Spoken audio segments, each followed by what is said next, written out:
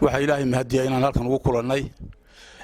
masaajidkii Harawe ee weligii awliskiisu soconayay inaan ku kulannay annagoo ka kooban guddidii masaajidka iyo culimadii magaalada wad wada garanaysaan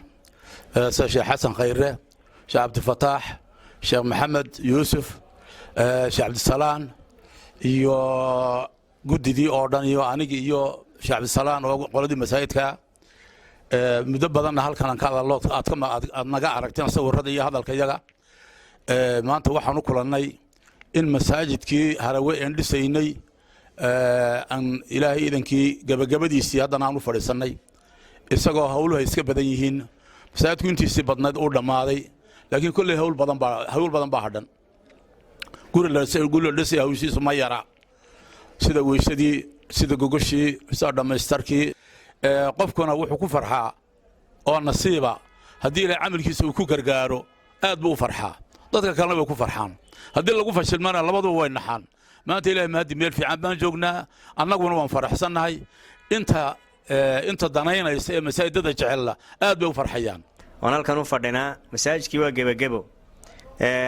si wanaagsan inuu dhamaado rabadaantaba lagu tukado ama ka horba la faro ayaan insha Allah taala rajo ka qabnaa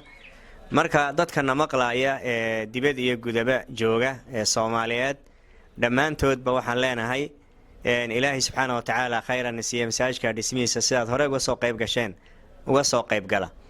masjid la dhisana fadligiisa iyo abaalka laga helayo wad ogtihiin rasuulka sallallahu alayhi wasallam wuxuu yiri isagoo ka hadlaya masaajidda iyo fadliga ay leeyihiin man bana lillahi masjidan bana Allahu lahu baytan fil janna qofka masaajid ilaahay dartii u dhisa ilaahay guri buu jannada uga dhisaa guri ayuu ilaahay jannada uga dhisaa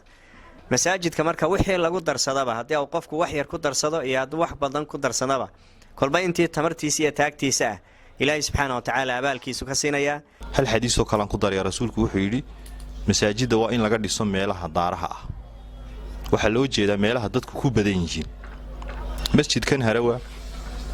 wuxuu ku yaalaa waa halbowlihii magaalada weeye halbowlihii magaalada ayuu ku yaalaa umaleyn maayo masaajid halka uu ku yaalo oo kale ku yaala inuu jiro waa masaajid ka arkaysaan maanta waxa weeyaan xaalkiisii u dambeeyay maraya waana masaajidii ugu horeeyay marka laga hadlayo magaalada ana hadalka soo koobaya intii ka qayb qaadatay ilaahay subhanahu wa ta'ala miisaanka xasanaadka ugu daro intii hadhayna waxaan leeyahay waxa la arki doona masaajidkaas oo qurux badan oo lagu tukanayo oo hadhow oran doonto ma wax ku darsado marka fadligaas intaanu ku dhaafin waxaad ku darsan karaysa hadda ku darso inagu umba يعني gacantiina aan jeebka gelinay inagu umba dadkan muslimiinta ee muxsiniinta ee jecel inay wax bixiyaan umma wax ka qaadnay hadii ay noqoto dad beer laga qaaday iyo hadii ay noqoto dad jagooyin laga qaaday in badan baa jirta dadkaana waanu ducaynaynaa ilaahay jannatul firdaws ilaahay ugu abaal mariyo marka masaajidkii wali waa dhamaystirna ilaahay fadligiisa ilaa halkaas imika inoo maraya waa alxamdulillah waxaanu u baahanahay gacantiina aad u doonaynaa ilaahay miisaanka xasanaadka Allah inagu daro marka runtii masaajidkii